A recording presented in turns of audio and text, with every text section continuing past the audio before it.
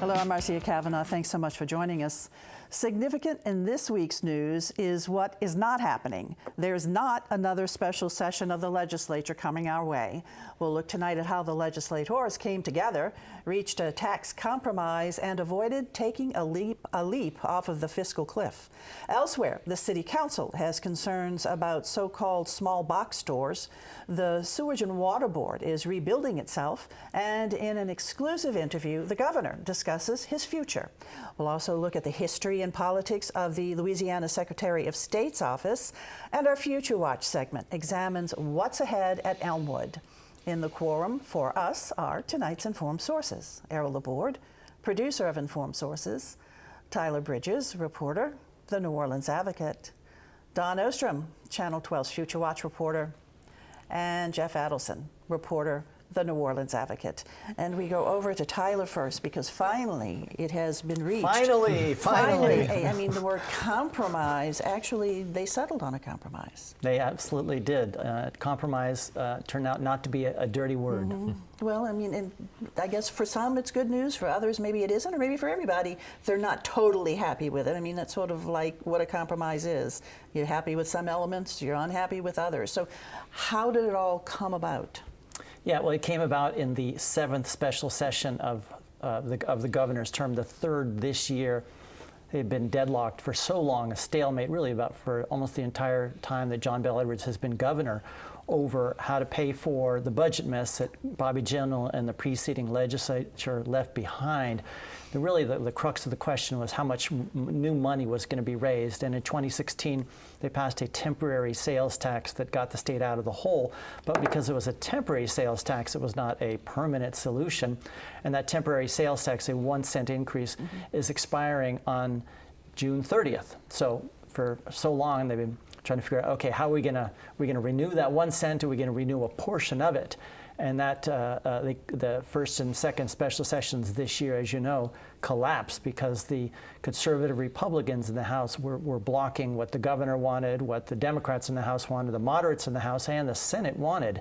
And it looked for a time a week ago on Thursday night, that it was going to collapse as well. And collapse between 0.4 and 0.5, right? Yeah, it's a 10 cents in a $100 purchase. It would cost the average person maybe $20 or $30, but the conservative Republicans were saying, we do not want to grow the size of government, we want to draw the line here. Meanwhile, the governor was saying, we're not going to be able to fully fund TOPS, food stamps, the money that the sheriffs get, the DAs, up and down the line.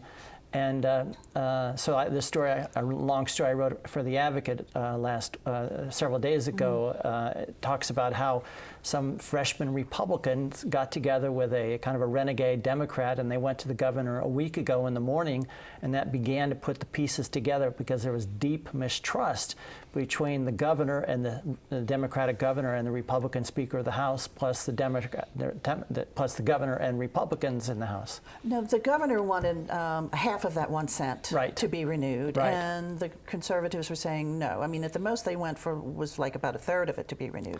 Ultimately, what did we get to? Right. So in the previous special session, the conservative Republicans were stuck on renewing only 0.33% of that 1 cent. In the latest special session, then they went up to 0.4. So that was again the difference was between 0.4 and 0.5. And they reached the logical compromise, which, as Don mentioned, which is the 0.45% renewal. But a week ago, it was a lot of twists and turns, a lot of mistrust that had to be overcome. But eventually, Democrats and Republicans in the State House, working with the governor and the Speaker, who had been constantly blocking the governor, they ultimately did come together, renewed it, and then the Senate approved it, and now it's law. And so the special session actually ended about a day or two early because of that, right? Yeah, it actually ended 3 days early, which was good news because previous special sessions had literally gone down to the last minute. And this time they worked it together. And the key thing was that the Speaker Taylor Barra from New Iberia, who had previously very consistently coincided with the conservative anti-tax Republicans, this time he said, he decided he was going to side with the governor and with what actually turned out to be a majority of Republicans in the State House. What is going to be cut? Because all of the money that the governor was originally seeking did not come come through. Right, as he says, he didn't get everything he wanted. The Conservatives didn't get, they're going to allow more spending than they want. So at this point, the sheriffs are not getting all the money they are supposed to get to house state prisoners in their local jails. And then, as the governor has said, that the money is going to be spread throughout a number of different agencies. But Conservatives still believe that the government is spending too much money. How long now for this tax to remain, this 0.45? Yeah, and that's a really important question because this, whereas the previous sales tax was approved for 27 months, this is now on the books for the next 7 years.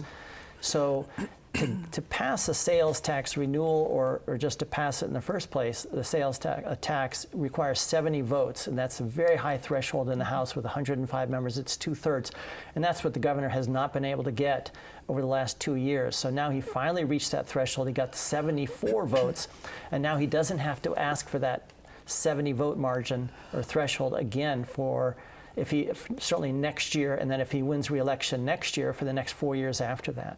So the argument was made a lot that we have one of the highest sales tax in the nation, which I guess is true, but not emphasize that we have one of the lowest property taxes in the nation too. And so it depends how you want to, how you want to get your money here. Right. Louisiana over years has decided to focus more on sales taxes. That's certainly a tax that Republicans tend to prefer, less than income taxes that other states might focus more, and also property taxes.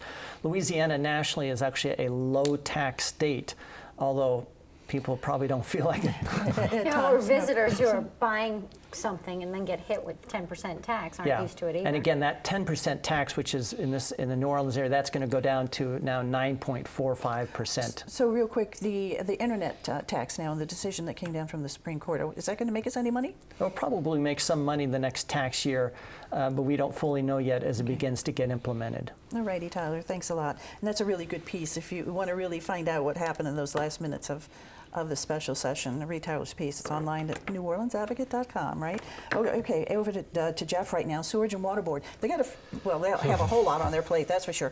But the specific things that they're tackling right now, down to 4 finalists for who's going to run the place. Yeah, that's probably the biggest overarching issue for the Sewage and Water Board right now. They've been without really permanent leadership at all since the floods last August. Cedric Grant, the former executive director, resigned. Excuse me. The former general superintendent resigned. For reasons unrelated to the flood, they lost their chief financial officer, who went up to Jackson, Mississippi to work for them. So they've been run by a series of management teams over, at this point, almost the last year. And they're finally starting to get an actual executive staff back in place. They've hired a chief financial officer. They've narrowed a list of about 11 candidates, of exactly 11 candidates for executive director, down to 4.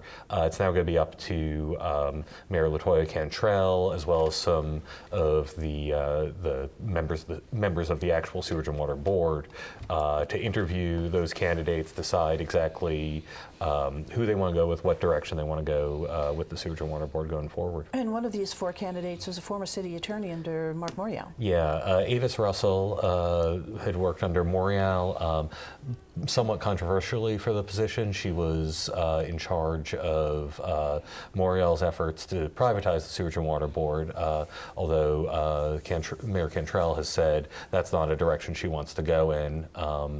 It's actually an interesting mix of candidates. You have Avis Russell, who's an attorney. You have Commissioner of Public Works from Milwaukee. You have a top-level official with Houston Water, and then a management consultant. And so it's sort of this mix of engineer. You kind of want a combination of all of that in one person. And so what's the timeline? When will a decision be made, and who makes the final decision?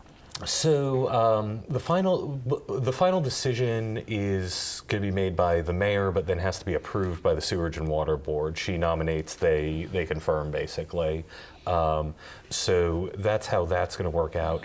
The timeline is not really set in stone at this point. Later this month, they're going to start interviews. How long that process is going to take, how long the mayor is going to have to sort of think about it, we don't know yet. And I don't know that the Sewage and Water Board knows yet. And right now, there's an interim executive director on There place, is, right? Yeah, yes. okay. And then really quickly, let me have you touch on the training of employees to operate the computer system that was supposed to help in billing, but we've seen a whole lot of problems. Sure. As pretty much everyone in the city has dealt with, there have been a lot of problems since the rollout of a new billing system at Sewage and Water Board, now almost a year and a half, 2 years ago.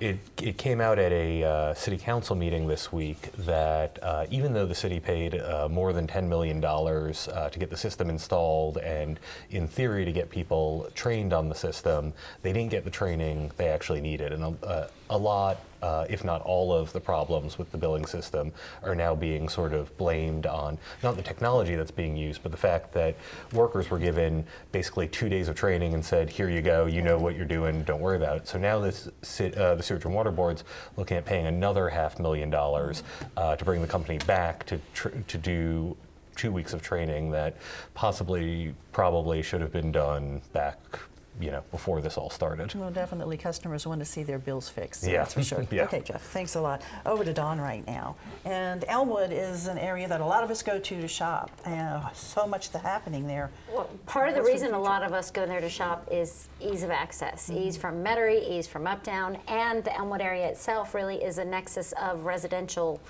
units too that are growing by leaps and bounds. So the newest apartment complex in the Elmwood area at the end of Mounds started out with a 250 unit first phase, and that is at such high occupancy, and these are high level rents, mostly young people with kids and baby boomers kind of mixed together. But the first phase was so successful, they're now building the second phase already and a little bit ahead of time. If you haven't been in the Elmwood area recently, it's transforming kind of overnight. Most people who've traveled outside of New Orleans, even in Baton Rouge, the Perkins Row area, have seen what a town center shopping concept looks like. Lots of small parks and walking paths and residential mixed with the retail. Elmwood's already built, and it's kind of ugly old strip mall. It's being transformed into a town center look from the top down instead of from the ground up. All of the signage and the skin of the building has changed. There are planters where there didn't used to be planters. Some of the parking lots are being reconfigured so it's a more walkable, friendly feel. But the ultimate goal for that area will be in what was the former Kmart to have residences above and retail below and connected kind of to the movie theaters in the back and the shopping along the way. That area for tax dollar collections, the most recent that Jefferson Economic Development had was the month of March. In the month of March, that area collected $4.2 million in Jefferson Parish tax collections alone. It was second only to the entire city of Kenner. So it really is a huge economic boon to Jefferson Parish. And it's continuing to grow and change. And the industrial part of that area, all the warehousing, is changing over too. Families are very familiar with the trampoline parks and the play spots that have opened in what were old warehouses. The land value under those warehouses is going up and up and up, which is actually transforming to good news for the West Bank of Jefferson Parish, where there really, once the Huey P. Long Bridge was completed, didn't see the kind of growth I think that was expected, because the completion of the bridge was timed at exactly the same time as the announcement that Avondale Shipyards was closing. That announcement came, the bridge was done, and the biggest employer and the biggest reason people went to that part of Jefferson Parish kind of closed. But within the last few months, there's been the announcement of a $70 million vegetable oil plant over there. U.S. Foods distribution facility announced a $50 million facility that's bringing 180 jobs with it. So the East Bank's expanded real estate rates is transferring into people looking to the West Bank, and there's land and there's opportunity there, and the rents are lower. So both sides of the bridge are starting to flourish. So a lot bubbling up over there. Yes. Okay, all right, Don, thanks a lot. Errol, over to you. And Secretary of State, we're going to have an election for a new one, but you wanted to talk about the history of it as You well. first, I just want to mention about Elmwood. If you ever go to the movie theater there, and you get off a Clearview and you try to get to the movie theater and back, they got people that are still lost on all those roads that go round and round there. Yeah, a lot of circular kind of know, streets. they send out- Hickory dickory and dog. Yeah, they send out rescue dogs to get these people. But besides that, it's a great place and a great future. Yeah, there's a special election for Secretary of State because of Tom Shetler, the incumbent who resigned because of sexual harassment accusations. And so the election is going to be November 6th. Currently, there's 4 people that are running. Best known locally is Julie Stokes, who's a state representative from Kinner. She last year was going to run for state treasurer, dropped out of the race because she was diagnosed with breast cancer, had the treatment and said she survived and she's okay. And so she's in the race. A state representative from Baton Rouge named Rick Edmonds, who's also a pastor, has jumped in from across the lake. A.G. Crow, a former state senator from Slidell, has jumped in. And Renee Free, who was the lone Democrat, but who has worked in the Attorney General's office and has worked as Secretary of State. So right now, there's 4 people. There's still time for that to change. But what I wanted to mention is this office has always been fascinating to me because its main job is it's a record keeper, and it really runs the elections. And it's one office in Louisiana that has always had a good reputation as being a good, efficient office. The elections part of it, Louisiana is very good at running elections. And that really came to light during the whole... The hanging chads. Yeah, that's when it really came to light.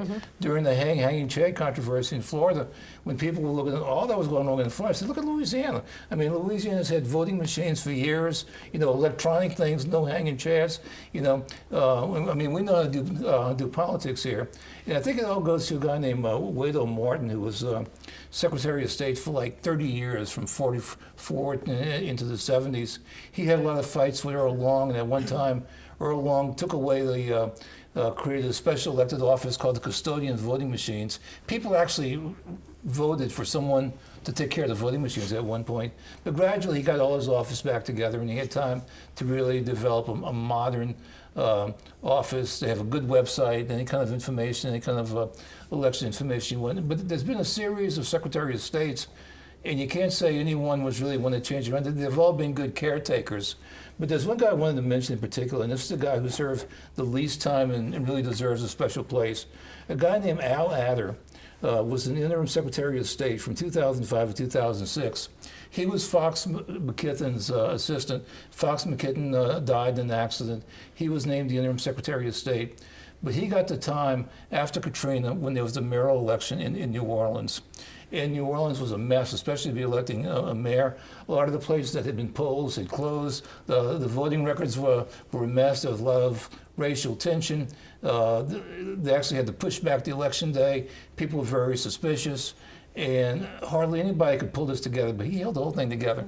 And I remember that election day, they actually combined a lot of polls together. Like Jesuit High School had a lot of polls that were that they had in different places. You never say dominance. And I remember he got volunteers, and they had Secretary of State T-shirts on so you could identify the authorities. And the election went off smoothly, and he was widely praised, by different good governments group and all this for doing an heroic effort in rescuing that election. He was only there for a year, and so sometimes you only need to be there for a long time. But he was a good example. And was that the election where folks were actually voting even out of state? Yeah, I Because think other they people worked out got some from home. procedure. People could vote out of state. It was a very, very unusual election, but he was a guy from Faraday who all of a sudden found himself in the middle of a huge controversy in New Orleans when he realized he was called upon to do it. Yeah, and unfortunately, Al Ader, he died a little over a year ago. Oh, really? Yeah. And when is the election for Secretary of State? It's November 6th. Okay, all right. Okay, thanks a lot. Tyler, back over to you. And you had a long talk with the governor, talked about what's ahead for him. Yeah, I was with the governor on Thursday. I rode with him in his black Suburban with a state police chauffeur and went with him a couple of events. I'm doing a story for the Advocate over the weekend of what's next for the governor. What I'm doing in the piece is, what I'm not doing is trying to write about his re-election. I'm really writing about now that they finally solved the budget impasse that we were talking about earlier, what's ahead for him. And so, how is he feeling? Number one, what was your sense of, is he relieved this whole budget thing is over? Is he looking to what he can really do as governor other than just fight to get a tax passed? Absolutely. He told me, in fact, I am very relieved. He said it should have happened earlier than it did, but yeah, he has had to spend so much time focusing on this budget problem. And legislators, he said that the legislature has spent a total of 1 year in the 2.5 years that he's been governor, 1 year in Baton Rouge with all those special sessions and regular sessions. So he has some things that he definitely wants to try to do. And plus, now he can do the fun things about being governor, going around, make speeches, be gubernatorial, make announcements, and like they did yesterday about the reduction in the prison population, and really show himself without having to worry about the legislature. Yeah, he'll be traveling the state. One of the things that he really wants to do is to tell people what he has done and make sure he tells his side of the story leading into 2019. One of the things that he told me yesterday in our conversation was that teacher pay increase will be a priority of his for the legislative session next year. So he'll begin to make the case why teachers in Louisiana who make about $1,700 below the southern average, which is sort of like finished being like 6th or 7th in the SEC, to put things in perspective, why teachers in Louisiana deserve That'd be that like pay raise. Vanderbilt right there. Yeah, Louisiana's teachers are sort of like Vanderbilt, And I I'm guess. sure he hears a lot about that because his wife, of course, is an educator. And, Yes, she is that's a really longtime near and dear teacher. to our hearts. And we are experiencing a real severe teacher shortage. We have to entice people into the profession. So, yeah, teacher pay raises sounds really good, but how do we pay for it? Yeah, I think he's expecting that with the financial stability that the state now has with the proposal or with the accord that he just reached with the legislature, that with economic growth they'll bring in more revenue. Plus, he's hopeful that sales tax ruling by the Supreme Court now that the state can tax internet companies on their sales to Louisiana residents, that is going to bring in more money down the road as well. So he has a better idea now of what the state's budget is going to be and what potentially he could do. Yeah, he's got the stability, as we talked about earlier. Again, there's budget now stability, at least as far as we can tell, at this moment for the next 7 years. So how much time did you spend with him? I was with him for 4 hours.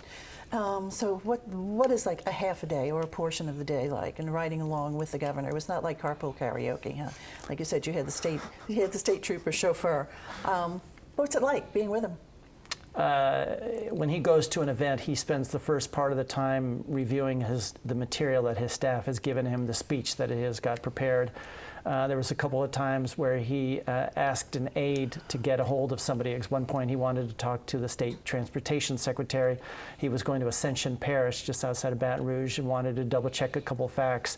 And then there was some wording in a speech when he was going to talk about the reduction in the state's incarceration rate because of the criminal justice reforms last year, where he just wanted to check the wording on something. So he's very, very hands-on. And what kind of reception does he get? He gets a good reception. It's funny, as we all know, his last name is Edwards, but he doesn't start his speech with a few jokes as Edwin Edwards and other politicians in the state does. He's pretty sober. Now, he can make jokes about what's kind of in reply to somebody, but he's not one of these guys who will come up with a great story, but the last time I was here, that kind of stuff. So, of course, he is facing re-election. He is seeking re-election, right? Yes. And so he's facing it starting next year. So yeah, and one of the things he'll also be doing, this will be more quiet as he goes around the state, is raising money for his re-election campaign. All right, we'll be looking for that, Tyler. Thanks a lot. Back over to Jeff real quick. City Council, New Orleans City Council, they're expressing some concerns about what's called these small box stores. Yeah, these are the discount stores. Think Dollar General, Family Dollar, those kinds of businesses. Councilwomen Cindy Wynn and Kristen Gisselson Palmer have both expressed some concern about the number of these stores that have popped up in their districts, which Palmer represents Algiers, French Quarter, Marigny, and up starting into Gentilly. Cindy Wynn is in the east and the lower ninth. So they've both expressed concern that a lot of these stores are popping up, and while they sell food, it's usually canned goods, dry goods, snacks, those sorts of things. You can't really get fresh produce at most of them. So they've asked, and the rest of the council has signed on to a plan to have the City Planning Commission study these stores, look at what their impacts are and whether additional regulations are needed. One of the big concerns really is that if you've got a lot of these in one area, it might be keeping more of a traditional grocery from opening up because there's already so much competition in the area. And if you had a traditional grocery, you could have, again, fresh fruit and vegetables, healthier food, those sorts of things. So that's sort of the ultimate goal they're aiming for. Is anybody speaking up to defend the dollar stores? People do like to shop at dollar stores and Family Dollar and those kind of discount stores. Yeah, I mean, there's definitely a place for them, and I don't know. So far, we haven't seen much of a pushback on this plan. It's still in the very early stages. Well, and it's not like the grocery stores are saying, I want to come in, you're keeping me out. Right, at right. this point, the people who pay the lower rent are the ones who are going to Exactly. the areas right now. Well, is this a health concern for the residents, or is it based more on economics and tax collection or something? I mean, it's certainly being framed by the councilwomen as a concern about health. I think there are definitely some issues of economic class and, who gets to say and how do you determine what kinds of businesses are the right fit for what communities.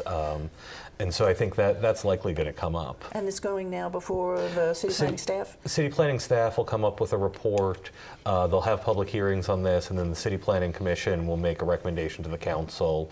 And then there's several more steps in terms of crafting an ordinance. Yeah. Okay, we'll be looking forward. Time to look ahead now. Well, today the final closings were announced on the Four Seasons Hotel, which means, according to the mayor's office, that they can finally begin construction on the Four Seasons. The other thing I just want to point out, if you're driving around town, look at the crepe myrtles. The crepe myrtles are in full bloom and as beautiful as ever. Just be careful, they're hiding a lot of stop signs too. Okay, okay. But Yeah, anyway, that's true. crepe myrtles in full bloom. Something for my 'em. mom and my aunts would always exclaim over each summer. Yeah, Tyler? Yeah, well, going back to the governor looking ahead, he told me he's going on vacation beginning Sunday with his family. They're going to Maine. And I asked why Maine, and he said, well, he wants to experience the kinds of things there that you don't experience during a South Louisiana summer. Except it's supposed to be 98 in Maine on Oh, my Sunday. goodness. So he's not going to get the cool temperatures. Not right away. Not right away. Done. There is supposed to be coming very soon, or close to soon, a major announcement about repurposing the Avondale shipyard. So stay tuned for that. Yeah, that'll be interesting. Jeff? Well, the November election is getting started in New Orleans as well. Councilman Jared Brissett is going to be running against the interim clerk of court, Chelsea Richard Napoleon. So that'll be an interesting It's for Dale Atkins' race. seat, right? Yeah, this Dale Atkins has held the Yeah. seat for 30 years. So Qualifying is when? qualifying is July 18th through the 20th. Okay. So we'll see how that goes. Alrighty, thanks. Thanks, guys, for being here. Thank you all for joining us. And of course, we want to see you again next week for Informed Sources. Have a very happy, safe 4th. Good evening.